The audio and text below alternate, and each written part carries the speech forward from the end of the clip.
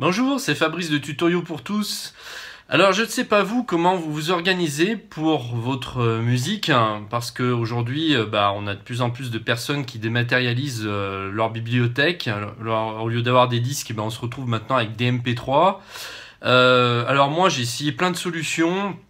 Et puis surtout, les solutions c'est bien, mais c'est pareil au niveau de la sauvegarde. Il faut quand même qu'on puisse être sûr, qu'on puisse compter sur un système qui nous évitera de perdre tous nos MP3. Parce que bon, avant, on avait des CD, on avait des vinyles, ils étaient chez nous et bon voilà, ils pouvaient pas disparaître comme ça.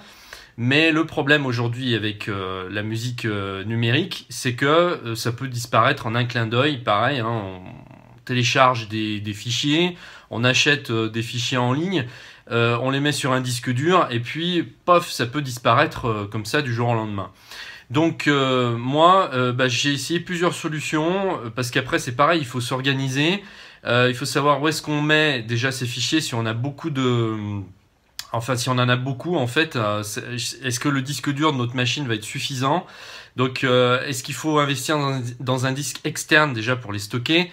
Et après, qu'est-ce qu'on fait une fois qu'on les a stockés sur un disque externe ou sur son disque dur? Qu'est-ce qu'on fait pour faire une sauvegarde de ça? Donc moi j'ai trouvé la solution idéale que je cherchais depuis hyper longtemps en fait, puisque j'ai essayé beaucoup de services et d'ailleurs j'en avais parlé dans plusieurs vidéos. Je vous mettrai les liens en bas si vous voulez aller voir. J'ai fait des comparatifs entre les services, entre iTunes, entre Amazon Music et un service pareil, un service de streaming français qui est un des meilleurs au monde, qui s'appelle Qobuz, qui est pas très connu. J'ai fait ces comparatifs-là, je vous mets le lien en dessous de la vidéo. Et là, j'ai fait, j'avais déjà essayé il y a un an le Google Play Music, qui est le service de Google justement pour la musique. Et d'après moi, c'est le meilleur service. Enfin, c'est vraiment celui qui est le mieux fait, le meilleur compromis, parce que d'une, il est entièrement gratuit. On peut en fait carrément stocker gratuitement 50 000 titres. Avant, il y a un an, la limite était à 20 000 titres. Et là, on peut stocker jusqu'à 50 000 MP3 sur Google Play Music. Et la plateforme est extrêmement bien faite. Bien sûr, on peut donc synchroniser sur tous les appareils comme les concurrents, hein. Mais c'est fluide, c'est sobre, c'est léger. Et j'ai vraiment trouvé que c'était le meilleur. Donc là, en ce moment, moi, je suis en train de mettre toute ma discothèque sur ce service-là. Parce que d'une, ça va me permettre de sauvegarder déjà tous mes MP3.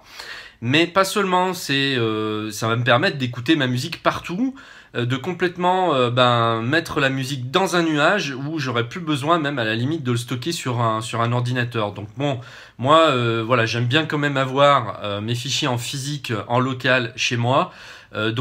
J'ai bien aussi la version sur un disque dur chez moi, mais c'est vrai que c'est sécurisant de se dire qu'en même temps c'est dans un nuage. Comme ça, on peut rapatrier ces fichiers. Si jamais on les perd sur son disque dur, ça fait une sauvegarde et en même temps ça permet d'avoir un service pour écouter de la musique avec des fichiers qui sont à nous, qui nous appartiennent. Par exemple, si vous avez des CD chez vous, vous pouvez les dématérialiser et les mettre sur Google Play Music. Et ensuite, vous pouvez les écouter sur votre iPhone, sur votre Mac, enfin partout. Vous connaissez le principe. Maintenant, je pense, je vais pas me répéter là-dessus. Donc, ce que je vais faire, je vais filmer mon écran et je vous montre tout de suite comment ça marche. Je vous conseille d'installer Chrome pour utiliser le service. Parce que comme c'est un service Google, il y a toujours une meilleure compatibilité avec ce navigateur.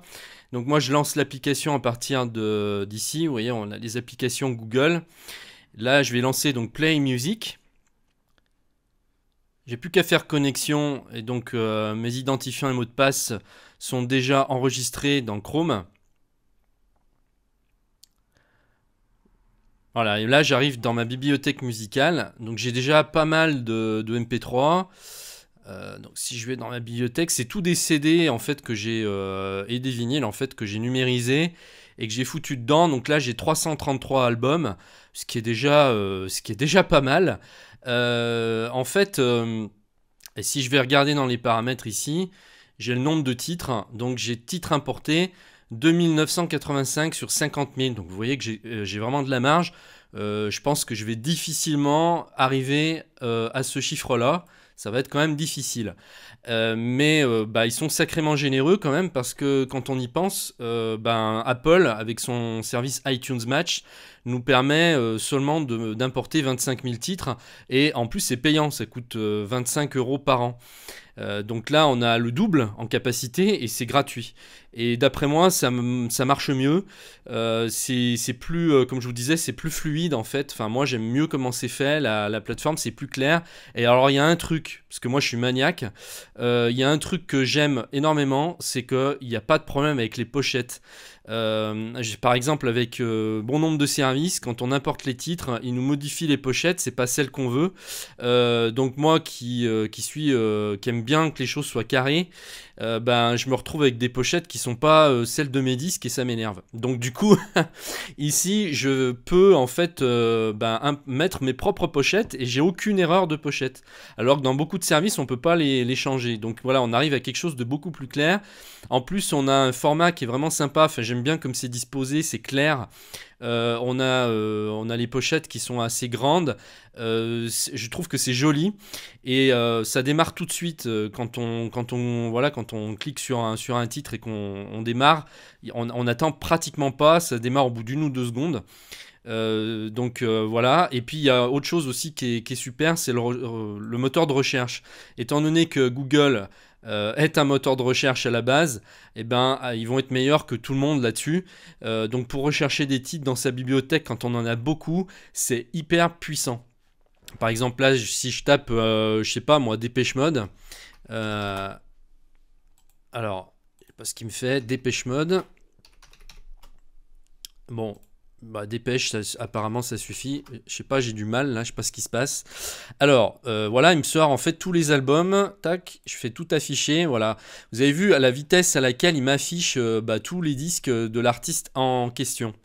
Il y a aussi autre chose qui m'énerve chez Amazon Music, c'est qu'il y a des micro-coupures. Dans le cas où les titres s'enchaînent sur le disque. Vous savez, quand il y a pas, quand c'est un titre continu, quand c'est de la musique classique ou une musique de film par exemple, et qu'il n'y a pas d'arrêt entre les plages, que la musique continue, il y a des micro-coupures sur Amazon et je trouve ça hyper désagréable quand on écoute un disque. On a envie que ce soit nickel. Donc si vous avez une super qualité de son, mais qu'à côté de ça, au milieu, ça coupe, ça gâche un peu tout le plaisir. Et ici, donc Google, eux, il n'y a pas ce problème-là. Ils ont travaillé là-dessus sûrement, et donc ça s'enchaîne sans problème, il n'y a aucune coupure. Ça fonctionne comme iTunes en fait. Autre chose que j'aime bien, c'est qu'on se perd pas dans les fonctionnalités inutiles. C'est sobre, on va à l'essentiel, et même quand on va dans les paramètres, vous voyez, il n'y a pas 3 tonnes de trucs à régler. Franchement, on va à l'essentiel. Il y a quelque chose qui est intéressant ici, c'est musique sur cet ordinateur. Cette fonction, donc, comme c'est dit là, donc vous pouvez accéder à l'ensemble de vos titres musicaux pour les écouter n'importe où. Il vous suffit d'ajouter à Google Play les fichiers enregistrés sur votre ordinateur. Donc là, si vous ajoutez votre musique, vous allez sélectionner un dossier ici et vous allez lui dire dans quel dossier prendre la musique. Et d'ailleurs, je pense qu'on peut rajouter plusieurs dossiers. Hein. Là, je l'ai fait qu'avec un seul, mais on peut mettre tous les dossiers qu'on veut. Donc comme ça, à chaque fois que vous allez mettre de la musique dans le dossier, il va l'importer automatiquement. Vous n'aurez plus besoin de le faire vous manuellement.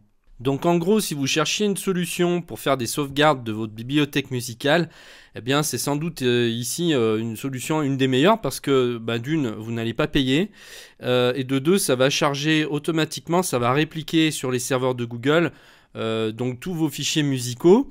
Dès que vous allez mettre les fichiers dans ces dossiers, que vous allez sélectionner ces dossiers, ça va les importer et vous faire une sauvegarde automatique. Et ensuite, vous pourrez, en cas de problème justement, si votre disque dur a un problème et que vous perdez vos fichiers, vous pouvez à tout moment retélécharger la bibliothèque complète. Hein, vous voyez, télécharger facilement la musique que vous avez achetée ou importée sur Google Play.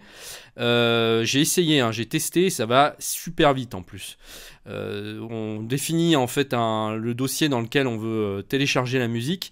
Et même si on a des milliers de titres, je sais pas, ça peut prendre 1 heure ou 2 heures, hein, ça dépend du nombre que vous avez, mais en tout cas, on rapatrie tous ces MP3 en moins d'une demi-journée, je pense, même si on en a énormément. En plus, ça va classer automatiquement dans des dossiers, des sous-dossiers d'artistes, de titres, donc vous n'allez pas vous perdre. Et si un jour vous voulez même changer de système, importer tout ça dans iTunes ou ailleurs, vous pourrez le faire sans aucun problème. Donc c'est pas le service qui est actuellement le plus connu et qui fait le plus gros buzz en fait, mais justement moi j'aime bien regarder un peu ce qui reste des fois dans l'ombre, parce que ce qui est dans l'ombre c'est parfois meilleur que tout ce qu'on nous met sous le nez et à grands coups de publicité et de marketing. En tout cas c'est entièrement gratuit, donc vous pouvez essayer.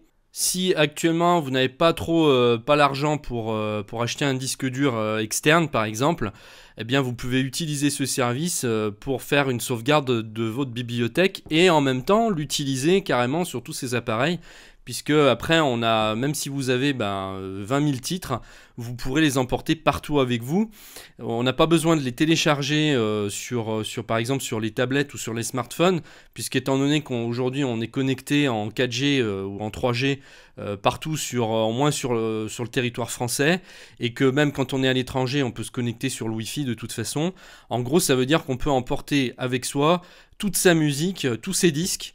Quelque part, si je réfléchis, si je reviens dans les années 80, je me dis que c'est vraiment un rêve de gosse. Au niveau de la qualité et du format de fichier, on est en MP3 320, ce qui est largement correct, parce que honnêtement, moi pourtant j'adore la musique et je suis vraiment mélomane dans l'âme, et je peux vous dire que j'ai vraiment du mal à faire la distinction entre un MP3 et l'original.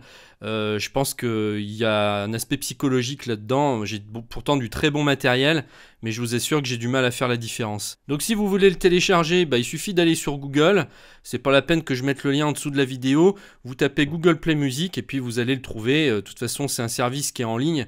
Vous pouvez installer une petite application si vous êtes sous Chrome. Je vous dis à très bientôt dans une prochaine vidéo. Au revoir.